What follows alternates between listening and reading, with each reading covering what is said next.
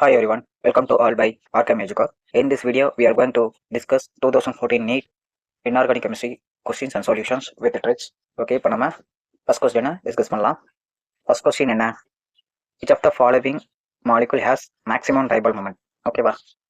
4 molecules கொடுத்துருக்காங்க. Maximum dipole moment என்னன்னு கேட்குறாங்க. So, dipole momentனா என்ன? So, dipole moment is a vector unit. So, ஒரு vector unit. ஓகேவா? Vector measurement. ஓகேவா? டைபல் மூமெண்ட் ஒரு வெக்டர் மெஷர்மெண்ட். இதை நம்ம எதை வச்சு கண்டுபிடிக்கிறோம்னா polarity of the element. Polarity elements காம்பவுண்ட்ல இருக்க பொலாரிட்டி அண்ட் அதோட distance. So polarity multiple by distance. ஓகேவா? ஒரு மாலிகுல்ல பொலாரிட்டி எப்போ ரைஸ் ஆகும்? எலக்ட்ரான் ஆக்டிவிட்டி டிஃப்ரென்ஸ் இருந்தால் மட்டும்தான் டிஃப்ரெண்ட் ஆட்டத்தோட எலக்ட்ரான் ஆக்டிவிட்டி டிஃப்ரென்ஸால உங்களுக்கு பொலாரிட்டி ஏற்படும். அதனால உங்களுக்கு டைபல் மூமெண்ட் இன்க்ரீஸ் ஆகும். ஓகேவா? ஸோ இப்போ நம்ம வந்து ஃபர்ஸ்ட் காம்பவுண்டா என்ன கொடுத்துருக்காங்க? Carbon dioxide. So carbon dioxide எடுங்க. Carbon double bond O double bond O. இதுதான் கார்பன் டை ஆக்சைடோட ஸ்ட்ரக்சர். ஓகேவா? இப்போ கார்பனுக்கும் ஆக்சிஜனுக்கு எலக்ட்ரானிக் டிஃபரன்ஸ் பண்ணும்போது பார்க்கும்போது உங்களுக்கு பொலாரிட்டி இங்கே பார்சியல் நெகட்டிவ் சார்ஜும் இங்கே பார்சியல் பாசிட்டிவ் சார்ஜ் வரும். ஸோ பொலாரிட்டி இந்த சைடு மூவ் ஆகும். ஓகேவா? புரியுதா? ஸோ அப்படி இருக்கிறப்ப உங்களுக்கு டைபல் மூவ்மெண்ட் இந்த ஆக்சிஜனுக்கு இங்கிட்டு மூவ் ஆகும். அதே மாதிரி அந்த ஆக்சிஜனுக்கு அதர் ஆக்சிஜனுக்கு ஆப்போசிட்ல மூவ் ஆகும்போது ரெண்டும் ஆப்போசிட்ல வந்து இருக்கும்போது இதோட பொலாரிட்டி கேன்சல் ஆகும். ஈச் அதர் கேன்சல் ஆகும்போது யூ கேன் கெட் டைபல் மூமெண்டோட வேல்யூ 0 கிடைக்கும். ஸோ இதோட வேல்யூ 0. ஆனால் இங்கே என்ன சொல்லியிருக்காங்க? மேக்ஸிமம் டைபல் மூமெண்ட் கேட்டிருக்காங்க. கார்பன் டை ஆக்சைடோட டைபல் மூமெண்ட் 0. ஸோ அதே மாதிரி மீத்தேன் நீங்கள் செக் பண்ணும்போது கார்பன் ஹைட்ரஜன் ஹைட்ரஜன் ஹைட்ரஜன் மேலே ஹைட்ரஜன். ஓகேவா? இது என்ன ஸ்ட்ரக்சரு? டெட்ராஹெட்ரல். ஓகேவா? பர்ஃபெக்ட் சிமெட்ரியில் இருக்கும்போது அதோட டைபல் மூமெண்ட் 0. அதாவது டெட்ராஹெட்ரல், ஆக்டாஹெட்ரல், ட்ரைகோனல், பைப்ரமிடல் இது மாதிரி ஒரு பர்ஃபெக்ட் ஸ்ட்ரக்சரில் இருக்கும்போது உங்களோட அந்த மாலிகுலோட டைபல் மூமெண்ட் 0 ஆகிடும். ஸோ மீத்தேனுக்கும் 0. ஓகேவா? நெக்ஸ்ட் மாலிகுல் என்ன சொல்லியிருக்காங்க? அமோனியா. அமோனியோட ஸ்ட்ரக்சர் பிரமிடல் ஸ்ட்ரக்சர். ஓகேவா? Pyramidal shape. அபோவில் 2 லோன் பேர்ஸ் இருக்கும். ஓகேவா? அப்படி வரும்போது இங்கே வரும்போது பொலாரிட்டி எப்படி வரும்? ஹைட்ரஜனுக்கும் நைட்ரஜன் பார்க்கும்போது நைட்ரஜனோட எலக்ட்ரானிட்டி அதிகமாக இருக்கிறதுனால பொலாரிட்டி திஸ் சைடு மூவ் பண்ணும். ஸோ இப்படி மூவ் ஆகும் டைபல் மூமெண்ட். நைட்ரஜனை நோக்கி அப்போட மூவ் ஆகும். அதே போல் நைட்ரஜனுக்கும் லோன் பேருக்கும் நம்ம பார்க்கும்போது பொலாரிட்டி மூவ் டுவார்ட்ஸ் லோன் பேருக்கும் நிறையவே மூவ் ஆகும். ஸோ இங்கேயும் இதாகும். ஸோ கம்பைனாக நம்ம இப்போ வந்து இந்த பொலாரிட்டி சேஞ்சஸை நம்ம இப்படி எடுத்துக்குவோம். அதே போல் இந்த 3 பொலாரிட்டியாவும் கம்பைன் பண்ணி இப்படி எடுத்துக்குவோம். ஓகேவா? அப்போ 2 பொலாரிட்டி சேஞ்சஸும் என்ன பண்ணுது? 2 பொலாரிட்டியும் வந்து சேம் சைடு மூவ் ஆகுது. அப்போ என்ன ஆகும்? 2 பொலாரிட்டியும் ஆட் ஆகி மாலிகுலுக்கு பொலாரிட்டி இன்க்ரீஸ் பண்ணும். ஸோ அப்போ இங்கே வரும்போது டைபல் மூமெண்ட் கேன்சல் ஆகாது. ஸோ வந்து பொலாரிட்டி வந்து கன்ஃபார்ம் கிரேட்டர் தென் 0. ஓகேவா? அப்போ இதுக்கு மேக்ஸிமமா இல்லை இன்னொரு கம்பெனி என்ன சொல்லியிருக்காங்க? NF3. இங்கே பார்க்கும்போது டைபல் மூமெண்ட் அப்வர்ட்லையும் நைட்ரஜனுக்கு ஃப்ளோரின் கம்பேர் பண்ணும்போது டவுன்வர்ட்ஸ்லையும் உங்களுக்கு மூவ் ஆகும். ஓகேவா? அப்படி மூவ் ஆகும்போது இந்த ரெண்டுக்கான இதுவும் கேன்சல் ஆகும். பட் ஆனால் ஈக்குவலான்னு பார்த்தீங்கன்னா கிடையாது. நீங்கள் கேட்கலாம், இந்த இடத்துல வந்து ஆக்சிஜன் இருக்குது, சேம் எலமெண்ட்டாக இருக்குது, அதனால ஆப்போசிட்டாக இருக்கிறதுனால இங்கே எவ்வளோக்கு பொலாரிட்டி வருதோ அதே அளவுக்கு பொலாரிட்டி திஸ் சைடும் கிரியேட் ஆகும். So you can get 0 dipole bond. But இந்த இடத்துல பார்க்கும்போது உங்களுக்கு 3 ஃப்ளோரின், ஆனால் இங்கே லோன் பேர் ரெண்டும் வந்து டிஃப்ரெண்ட். ஓகேவா? டிஃப்ரெண்டாக இருக்கிறதுனால உங்களுக்கு பொலாரிட்டி வந்து கம்ப்ளீட்டாக அதாவது ஈக்குவலாக இருக்காது. இதோட பொலாரிட்டி ஈக்குவலாக இருக்காது. அதனால என்னதான் கேன்சல் ஆனாலும் அதோட பொலாரிட்டி வந்து 0 ஆகாது. But this value will get greater than 0 தான் இருக்கும். ஓகேவா? பட் இங்கே பாருங்க, இங்கே வந்து அமோனியாவில் நீங்கள் செக் பண்ணும்போது ரெண்டுமே பொலாரிட்டி சேம் சைடில் இருக்கு. பட் இங்கே பார்க்கும்போது ட்ரைஃப்ளோரைடில் ஆப்போசிட்ல இருக்கு. ஸோ அதனால comparatively ammonia gets more dipole moment. ஓகேவா? Then nitrogen trifluoride. ஓகேவா? அதை விட கம்மியா carbon dioxide equal to CH4. ஏன்னா CH4ம் ஈக்குவல்னு கொடுத்துக்கலாம். ஓகேவா? CH4ம் கார்பன் டை ஆக்சைடும் டைபல் மூமெண்ட் 0. பட் ட்ரைஃப்ளோரைடு வந்து அதிகம், greater than 0, but less than ammonia. ஓகேவா? This is the order. இதுதான் வந்து ஆர்டர். ஓகேவா? So answer will be C. Ammonia will be correct answer. ஓகேவா? Move on next question. Which one of the following species has plane triangular shape? Plane triangular shape உங்களுக்கு sp2 ஹைபிரிடைசேஷன்ல இருக்கணும். ஓகேவா? அப்போ பார்க்கும்போது first N3 negative aside ion. இது வந்து N double bond N இங்க positive, இங்க நெகட்டிவ். ஓகேவா? இது லீனியர் sp ஹைபிரிடைசேஷன். ஓகேவா? NO3 negative nitrate. உங்களுக்கு என்ன shape? N double bond O negative is a triangular shape sp2 hybridisation. ஓகேவா? NO2 negative is a nitrite N double bond O O ஒரு lone பேர் உங்களுக்கு ப்ரெசென்ட் இருக்கும். இது பென் ஷேப் அப்படி இல்லாட்டினா வி ஷேப். இதுவும் sp2 ஹைபிரிடைசேஷன் தான். அடுத்து CO2 carbon dioxide C double bond O linear shape sp hybridization. Okay, so answer will be first second option NO3 is correct. Let's move on next question. Next question என்ன சொல்லிருக்காங்க, acidity of diprotic acids in aqueous solutions increasing order. ஓகேவா, diprotic acids கொடுத்து அதோட acidity increasing orderல கேட்கறாங்க. ஓகேவா, இப்போ HA plus H2O நீங்க ஒரு diprotic acid வாட்டர்ல டிசால்வ் பண்ணும்போது you can get A negative plus H3O positive ion உங்களுக்கு கிடைக்கும். ஓகேவா, அப்போ இந்த டைப்ரோட்டிக் ஆசிட்ஸ் அப்போ ஒரு புரோட்டிக் ஆசிட் அதோட ஸ்ட்ரென்த் எதை பொறுத்து இருக்குன்னா இங்கே ஆனியான்ஸோட ஸ்டெபிலிட்டி. ஓகேவா, ஆனியான் எந்த அளவுக்கு ஸ்டெபிலிட்டி அதிகமாக இருக்கோ அந்த அளவுக்கு புரோட்டான் வந்து ஈஸியாக ரிலீஸ் ஆகும். ஸோ புரோட்டிக் ஆசிட்ஸோட acidic order increases depends on stability of anions. ஓகேவா, அப்போ இங்கே பாருங்க உங்களுக்கு கொடுத்துருக்கிறது என்னென்ன கொடுத்துருக்காங்க, H2S, H2 selenium, H2 delirium. இதை நீங்க பார்க்கும்போது எந்த group 16 group oxygen sulphur selenium tellurium group சொல்லியிருக்காங்க. ஓகேவா, அப்ப oxygen sulphur selenium and tellurium. ஓகேவா, இதுல நெகட்டிவ் சார்ஜ் நீங்க ஆட் பண்ணீங்கன்னா up to top to bottom போக போக ஆனியான் ஸ்டெபிலிட்டி இன்க்ரீஸ் ஆகும். ஓகேவா, increases anion stability top to bottom. So anion stability top to bottom increase ஆக அதோட அசிட்டிக் ஆர்டரும் இன்க்ரீஸ் ஆகும். So acidity order H2O, H2S, H2 selenium tellurium. ஓகேவா, H2 delirium. So அப்போ இங்கே கொடுத்துருக்கிறதுல அசிட்டிக் ஆர்டர் ஆக்சிஜனுக்கு அதிகம், ஆக்சிஜன் அதுக்கப்புறம் சல்ஃபருக்கு அதிகம், அதை விட செலினியத்துக்கு அதிகம், அதை விட டெலிரியத்துக்கு அதிகம். ஸோ ஆன்சர் வில் பி இங்கே உங்களுக்கு ஆக்சிஜன் கொடுக்கவே இல்லை, sulphur selenium delirium. So first options will be correct. ஓகேவா, ஆனியான் ஸ்டெபிலிட்டி. பட் இதை இன்னும் சிம்பிளாக சொல்ல போனோம்னா ஆக்சிஜனும் ஒரு ஹைட்ரஜனும் பாண்ட் ஆயிருக்குன்னு வச்சுக்கோங்க, சல்ஃபரும் ஒரு ஹைட்ரஜனும் பாண்ட் ஆயிருக்கு. ஏன் இப்போ இந்த பாண்டை வந்து லென்த்தாக போறோம்னா ஆக்சிஜனை விட சல்ஃபர் சைஸ்ல பெருசு, டாப் டு பாட்டம் போக சைஸ் இன்க்ரீஸ் ஆகும். ஸோ சல்ஃபருக்கும் ஹைட்ரஜனும் உள்ள டிஸ்டன்ஸ் அதிகமாகும். அதே போல நீங்க செலினியத்துக்கு அண்ட் டெலிரியத்துக்கு எடுக்கும்போது you can get hydrogen bonding distance increase ஆகிட்டே இருக்கும். ஓகேவா, ஸோ அப்போ இங்கே வரும்போது ஆக்சிஜன்ல இருந்து ஹைட்ரஜன் ரிலீவ் ஆகுறது ரெண்டும் பக்கத்தில் இருக்கிறதுனால இட்ஸ் நாட் ஈஸி. பட் டெலிரியமும் ஹைட்ரஜனும் லாங் டிஸ்டன்ஸ்ல இருக்கிறதுனால யூ கேன் ஈஸிலி பிரேக் பண்ணும்போது you can get proton ion ஈஸியாக கிடைக்கும். But oxygen does not give easily proton ion. So இதுலயே உங்களுக்கு தெரியும் acidity order increases top to bottom. ஓகேவா, so answer will be first is correct answer. ஓகேவா, next question, AH2O plus O3 hydrogen peroxide ozone கூட react பண்ணும்போது you can get water and oxygen. Hydrogen peroxide silver ஆக்சைடோட react பண்ணும்போது you can get silver and water and oxygen. ஓகேவா, இதுல வந்து என்ன கேட்குறாங்க, role of hydrogen peroxide என்ன ரோலா act பண்ணுது, ஆக்சிடைசிங் ஏஜெண்டா இல்ல ரெடியூசிங் ஏஜெண்டா ஆக்சிடைசிங் ஏஜெண்டா இல்ல ரெண்டுமே ரெடியூசிங் ஏஜெண்டா இல்ல ரெண்டுமே ஆக்சிடைசிங் ஏஜெண்டா. இங்க இருக்கிற H2O ஹைட்ரஜன் பெராக்சைடு எதுவா ஆக்ட் பண்ணுது, ஆக்சிடைசிங் ஏஜெண்டா ரியாக்ட் பண்ணுதா இல்ல ரெடியூசிங் ஏஜெண்டா ரியாக்ட் பண்ணுதான் தான் கொஸ்டின்ஸ். ஓகேவா, இப்போ நம்ம டிஸ்கஸ் பண்ணுவோம். இங்க பாருங்க, ஃபர்ஸ்ட் பி ஆப்ஷனை பாருங்க. சரி, ஓகே, ஃபர்ஸ்ட் ஏவை பாருங்க, H2O2 plus O3. உங்களுக்கு என்ன கிடைக்குது, H2O plus O2. ஓகேவா, அப்ப இங்க பாருங்க O3 இருந்து உங்களுக்கு O2 கிடைக்குது. ஓகேவா, சோ இங்க வரும்போது உங்களுக்கு O3க்கு oxygen O3 let it gives O2. ஓகேவா, O2க்கு போறதுனால இங்க O3 கன்வெர்ட்ஸ் இன்டு O2. இது வந்து ரிடக்ஷன் ரியாக்ஷன்.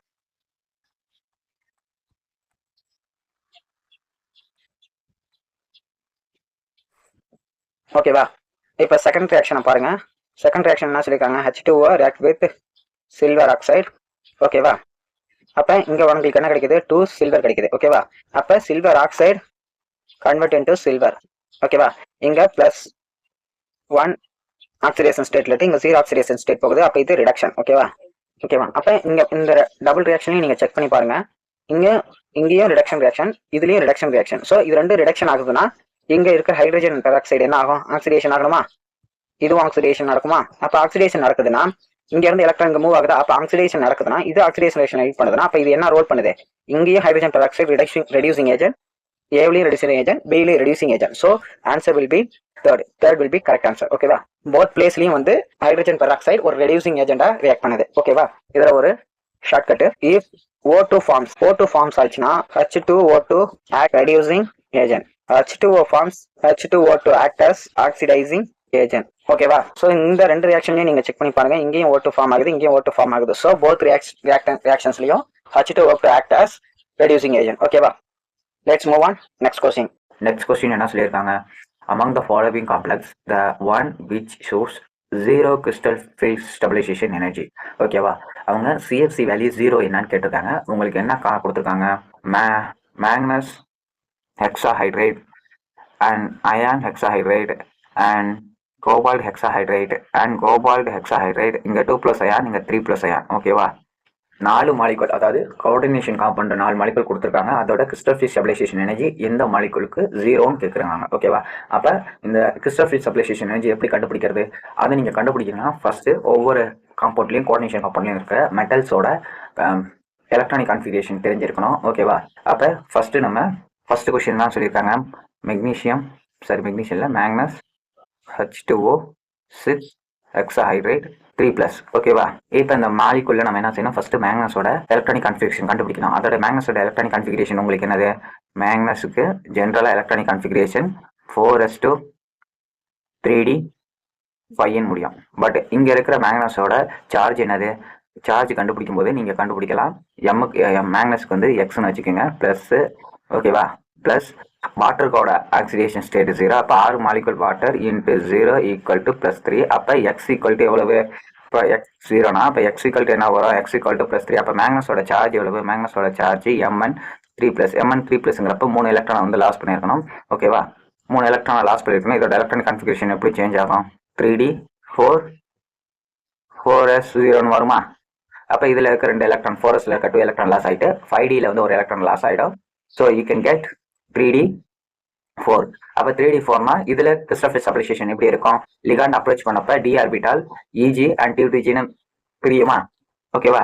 அப்போ இப்படி போடும்போது t ஆர்பிட்டால் இப்படி இருக்கும். அது கோஆர்டினேஷன் காம்பவுண்ட் ஃபார்ம் ஆகும்போது அதோட ஆர்பிட்டால் 3ஆ பிரியும். இங்கே T2G ஆர்பிட்டால்னு சொல்லுவாங்க, இதை EG ஆர்பிட்டால்னு சொல்லுவாங்க. ஓகேவா? இங்கே 2 பாக்ஸ் இருக்கும், இங்க 3 ஆர்பிட்டால் வரும். ஓகேவா? கீழே இருக்கிறது dxx dxy dyz dzx. ஓகேவா? dxy dxy dyz dzx. மேலே வந்து dx² - y² அண்ட் dz². இந்த ஆர்பிட்டால் மேலே 2 இருக்கும். ஓகேவா? அப்போ இங்க என்ன நடக்கணும்? இந்த 2 ஆர்பிட்டாலுக்கும் உள்ள சார்ஜ் செப்பரேஷன் வந்து உங்களுக்கு 0ன்னு வரணும். அதை தான் வந்து என்னன்னு கேட்டிருக்காங்க. ஓகேவா? 0 வேல்யூ வரணும். அப்போ இங்க வேல்யூ வந்து மேலே அப்பில் போகிற ஒவ்வொரு எலக்ட்ரானுக்கும் +6 டெல்டா 0 கொடுக்கணும். கீழே வர ஒவ்வொரு எலக்ட்ரானுக்கும் டெல்டா -4 டெல்டா 0 வேல்யூ. ஓகேவா? அப்போ இதுதான் வந்து கிறிஸ்டல் ஃபீல்ட் ஸ்டெபிலைசேஷனோட பேஸ். அப்போ ஒவ்வொரு எலக்ட்ரானும் நம்ம எங்கெங்க போகுதுங்கிறத கண்டுபிடிக்கணும். அதுக்கு போகணும்னா இங்கே யூஸ் பண்ணுற லிகாண்டை பொறுத்திருக்கு. ஃபர்ஸ்ட் இப்படி ஒரு எலக்ட்ரான் கீழே ஃபில் ஆகும். ஃபில் ஆகிட்டு அடுத்த எலக்ட்ரான் மேலே போகுதா இல்லை இங்கே கீழே T2Gலேயே பேர் ஆகுதா அப்படிங்கிறத கண்டுபிடிக்கணும்னா நமக்கு லிகாண்டோட ஸ்ட்ரென்த் தெரியும். இஸ் வீக் லிகாண்டா இருந்தால் பேரிங் நடக்காது, அப்போ எல்லாம் மூவ் ஆகும். இதே ஸ்ட்ராங் லிகாண்டா இருந்தால் பேரிங் வந்து வரும். ஓகேவா? அப்போ இங்கே இருக்கிற வாட்டர் எல்லாத்துலேயும் வந்து இங்கே பார்த்தீங்கன்னா உங்களுக்கு வாட்டர் தான் இருக்கு. வாட்டர் என்னது? H2O is weak ligand. ஓகேவா? அப்போ வீக் லிகாண்ட்னா நோ பேரிங், பேரிங் நடக்காது. பேரிங் நடக்காது. ஈஸியாக வந்து EG T2Gக்கு வந்து இதாகும். ஓகேவா? அப்போ வரும்போது Mn3+க்கு எப்படி வரும் எலக்ட்ரான்ஸு? Mn3+ஐ பொறுத்த வரைக்கும் மொத்தம் 4 எலக்ட்ரான். அப்போ T2Gல வந்து 3 எலக்ட்ரானும் EGல 1 எலக்ட்ரானும் இருக்கும். ஓகேவா? அதே போல் அங்கே அயனுக்கு நீங்கள் கண்டுபிடிக்கும் போது அயான் 3+ங்கிறப்ப உங்களுக்கு எத்தனை எலக்ட்ரான் வெளில வரும்? T2G and EG. ஓகேவா? அப்போ அயன் 3+ங்கிறப்ப உங்களுக்கு அயன் 3+ங்கிறப்ப எலக்ட்ரானிக் கான்ஃபிகரேஷன் என்ன வரும்? 3d5ன்னு வருமா? அப்போ 3d5னா T2Gல 3 ஆர்பிட்டால்ஸ் இருக்கும், 3 எலக்ட்ரான்ஸ் இருக்கும், EGல 2 எலக்ட்ரான் இருக்கும். ஓகேவா? அடுத்து கோபால்ட் 2+. ஓகேவா? அப்போ கோபால்ட் 2+ங்கிறப்ப உங்களுக்கு எலக்ட்ரானிக் கான்ஃபிகரேஷன் 3d7 முடியும். அப்போ 3d7 வந்துருச்சுன்னா T2Gல வந்து 5, EGல வந்து 2 வரும். ஓகேவா? இதே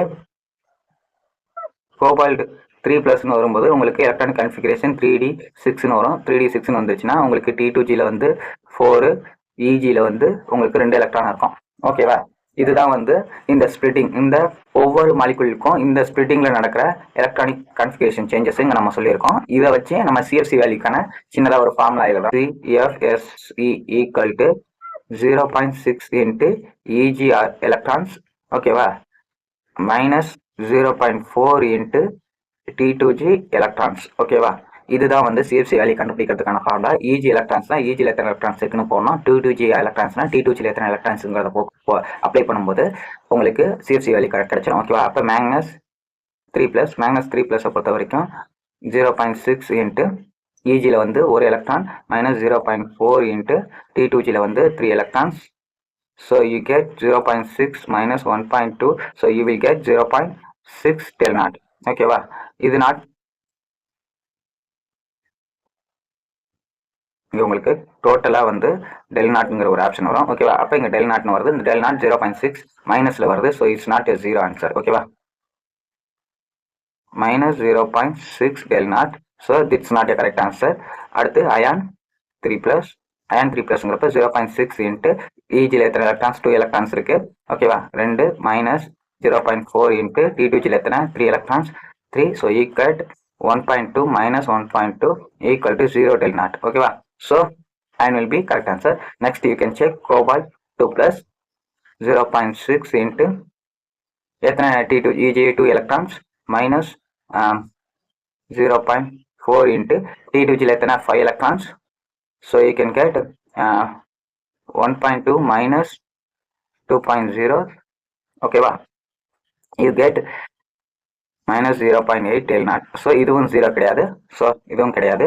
கடைசி ஆப்ஷன் கோபால்ட் 3+, கோபால்ட் 3+க்கு 0.6, EGல எத்தனை 2 எலக்ட்ரான்ஸ் மைனஸ் T2Gல எத்தனை 4 electrons, 0.4 into 4, you can get 1.2 minus 1.6 equal to 0.4 del naught will be you can get. So இங்கேயும் வந்து 0 வேல்யூ கிடையாது. So this option cancel. So answer will be, the best answer will be ion will be best answer. You will get here 0 del naught value. So answer will be B is the correct answer. ஓகேவா, question okay என்ன கொடுத்துருக்காங்க, okay என்ன question கொடுத்துருக்காங்க, magnetic moment 2.83 Bohr's magneton is given by, ஓகேவா, அப்போ given by atomic number of elements வந்து 28, 22, chromium 24, Magnus 25. ஓகேவா, உங்களுக்கு வந்து 4 ஆட்டம்ஸ் கொடுத்துருக்காங்க.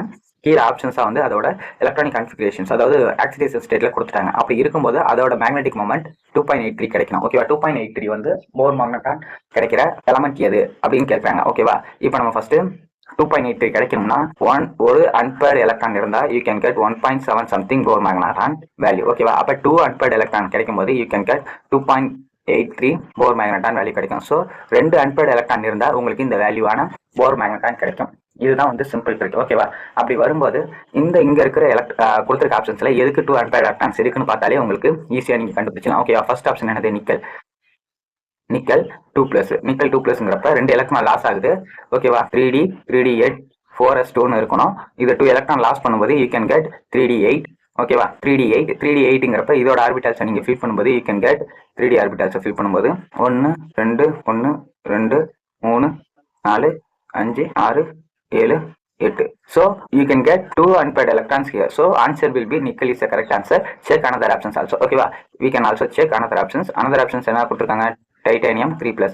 ஸோ டைட்டானியம் 3+ங்கிறப்ப டைட்டானியம் வைக்கிறப்ப அதோட எலக்ட்ரானிக் கன்ஃபிகரேஷன் என்ன வரும் உங்களுக்கு, அண்டியம் டைட்டானியம். ஓகேவா, 3d to 4s2ன்னு வரணும். பட் இங்க உங்களுக்கு என்ன சொல்லியிருக்காங்க, 3+3 எலக்ட்ரான் லாஸ் ஆகணும். இந்த 2 எலக்ட்ரான் 4s2ல இருக்கிற 2 எலக்ட்ரானும் போயிடும். அப்ப 3dல ஒரு எலக்ட்ரான் போயிடுச்சுன்னா you can get 3d1. So உங்களுக்கு ஆர்பிட்டால்ஸ் எப்படி ஃபில் ஆகும், திரும்ப இப்படி போடும்போது 3dல ஒரே ஒரு எலக்ட்ரான் தான் இருக்கு. ஸோ ஒரு எலக்ட்ரான் போட்டா இங்க ஒரு அன்பேர்டு எலக்ட்ரான் இருக்கு. ஓகேவா, ஸோ ஒரே ஒரு அன்பேர்டு எலக்ட்ரான். ஸோ இதுவும் ஆப்ஷன்ல கிடையாது. நெக்ஸ்ட் ஆப்ஷன் உங்களுக்கு என்ன கொடுத்துருக்காங்க, chromium 3+. Chromium 3+ electronic configuration 3d4 4s2 கிடைக்கும். ஓகேவா, 4s2 வரும். பட் உங்களுக்கு என்ன சொல்லியிருக்காங்க, 3d 3+னா 3 எலக்ட்ரான் லாஸ் ஆகணும். அப்போ 4s2 எலக்ட்ரான் போயிடும். 3dல வந்து ஒரு எலக்ட்ரான் மிஸ் ஆகும். ஸோ யூ கேன் கெட் 3d3ங்கிறப்ப you can get 3 unpaired electrons இல்லையா, 1 2 3 4 5. ஸோ யூ கேன் கெட் 1 2 3, இங்க 3 அன்பேர்டு எலக்ட்ரான்ஸ் இருக்கு.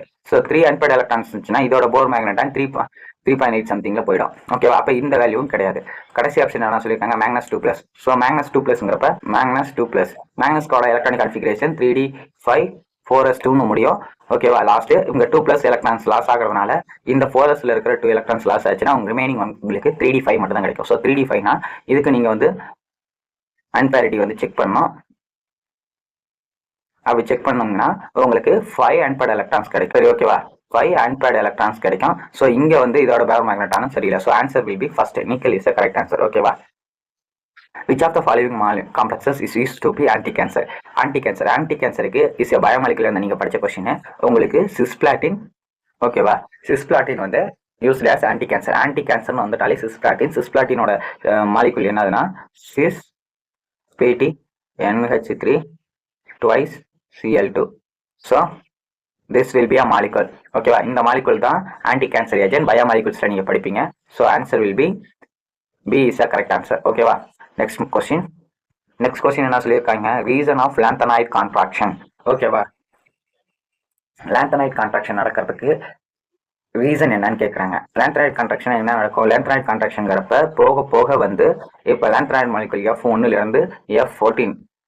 ஓகேவா? இது போக போக என்ன ஆகும்னா சைஸ் வந்து சின்னதாகும். ஃபர்ஸ்ட் இங்க பெருசா இருக்கிற ஒரு மாலிகுல் இங்க போக போக சைஸ் சின்னதாகும். இந்த இதுதான் வந்து லாந்தனாய்ட் கான்ட்ராக்ஷன் சைஸ் வந்து. ஓகேவா? இதை நீங்க என்ன தெளிவா பார்க்கணும்னா எதுல பாப்பீங்கன்னா அடுத்து வர F. ஓகேவா? இந்த லாந்தனாய்ட் கான்ட்ராக்ஷன் ஏன் நடக்குதுன்னா ஷீல்டிங் எஃபெக்ட் குறையறதுனால. ஓகேவா? இப்போ ஒரு நியூக்ளியஸ் இருக்கு. இந்த நியூக்ளியஸை சுத்தி S ஆர்பிட்டால் இருக்கும், அடுத்து P ஆர்பிட்டால் இருக்கும், அடுத்து D ஆர்பிட்டால் இருக்கும், அடுத்து F ஆர்பிட்டால் இருக்கும். ஓகேவா? இந்த SPDF இப்படின்னு ஆர்பிட்டால்ஸ் இருக்க S வந்து என்ன செய்யும்னா நியூக்ளியஸ்ல இருந்து வந்து இங்க வெளில இருக்க S orbital, P orbital and D orbital and F ஆர்பிட்டாலுக்கு ஒரு அட்ராக்ஷன் ஃபோர்ஸ் வந்து போகும். சரி, ஓகேவா? அந்த அட்ராக்ஷன் ஃபோர்ஸ் வந்து ரொம்ப ஸ்ட்ராங்கா இருக்க வந்து உங்களுக்கு சைஸ் வந்து சின்னதாகும். ஓகேவா? ஆனா இங்க வந்து S ஆர்பிட்டால் என்ன செய்யும்னா இங்க இருந்து நியூக்ளியஸ்க்கு பக்கத்துல இருக்கிறதுனால அது வந்து இந்த அட்ராக்ஷனை வந்து அடுத்து இருக்கிற P ஆர்பிட்டாலுக்கும் அடுத்து இருக்கிற D ஆர்பிட்டாலுக்கும் அடுத்து இருக்கிற F ஆர்பிட்டாலுக்கும் அதிகமா போக விடாம ஷீல்டு பண்ணி ஒரு சீல்டா இருந்து தடுக்கும் அந்த அட்ராக்ஷன் ஃபோர்ஸ். ஸோ அதை தான் ஷீல்டிங் எஃபெக்ட்ங்கிறது. இந்த ஷீல்டிங் எஃபெக்ட் வந்து ஓகேவா? இந்த ஷீல்டிங் எஃபெக்ட் என்ன ஆகும், S ஆர்பிட்டாலுக்கு ரொம்ப ரொம்ப ஹையா இருக்கும். அதனால என்ன செய்யும், இங்க இருக்கிற மேக்ஸிமம் அட்ராக்ஷனை வந்து S ஆர்பிட்டால் மட்டுமே பிடிக்கும். இங்க போக போக வந்து அடுத்த ஆர்பிட்டாலுக்கு அந்த அட்ராக்ஷன் ஃபோர்ஸ் போறதை வந்து அது ப்ரிவென்ட் பண்ணும், தடுக்கும். ஓகேவா? அதனால ஷீல்டிங் எஃபெக்ட் Sக்கு அதிகம், அதுக்கப்புறம் P, அதுக்கப்புறம் T, அதுக்கப்புறம் F. ஓகேவா? அப்ப இந்த ஷீல்டிங் எஃபெக்ட் வந்து இங்க ரொம்ப கம்மியா இருக்கிறதுனால இங்க இருந்து இங்க வரப்ப ஷீல்டிங் எஃபெக்ட் கம்மிங்கிறதுனால Fக்கு ஷீல்டிங் எஃபெக்ட் கம்மிங்கிறதுனால அடுத்து இருக்கிற ஆர்பிட்டால ஈஸியா, ஓகேவா, அடுத்து இருக்கிற ஒரு ஆர்பிட்டால அது என்ன செய்யும், இந்த அட்ராக்ஷன் ஃபோர்ஸ் இங்க இருந்து இங்க வர்றதை இது வந்து தடுத்து நிறுத்தாதது. இந்த கடைசியில இருக்கிற F ஆர்பிட்டால் ப்ரிவென்ட் பண்ணாம ஒரு ஷீல்டா இல்லாம லூஸா அதை பெனிட்ரேட் பண்ணி விடுறதுனால இந்த அடுத்த நெக்ஸ்ட் ஆர்பிட்டால வந்து அட்ராக்ட் பண்ணி சைஸை வந்து டிக்ரீஸ் பண்ணும். ஓகேவா?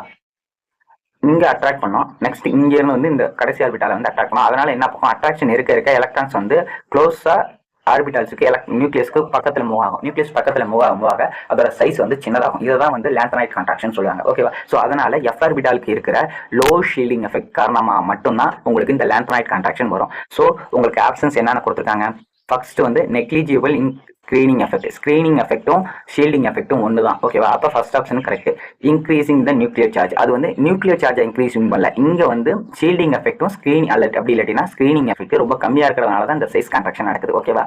டிக்ரீசிங் த நியூக்ளியர் சார்ஜ், அது நியூக்ளியஸோட அட்ராக்ஷன் ஃபோர்ஸனை இன்க்ரீஸ் பண்ணல, அது நியூக்ளியஸோட அட்ராக்ஷன் ஃபோர்ஸ் டிக்ரீஸ் பண்ணல, ரெண்டுமே பண்ண கிடையாது. அது வர்ற ஃபோர்ஸை அப்படியே அடுத்த ஆர்பிட்டாலுக்கு அடுத்து இருக்க நெக்ஸ்ட் ஆர்பிட்டால அட்ராக்ஷன் பண்ண விடுது. அதனால அங்க ஷீல்டிங் ரொம்ப கம்மியா இருக்கிறது மட்டும்தான்.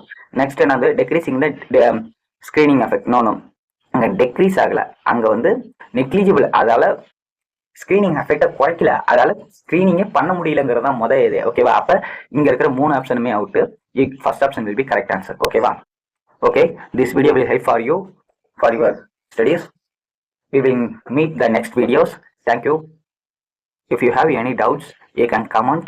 I will explain in the next video. Okay, thank you for all watching this video. Thank you.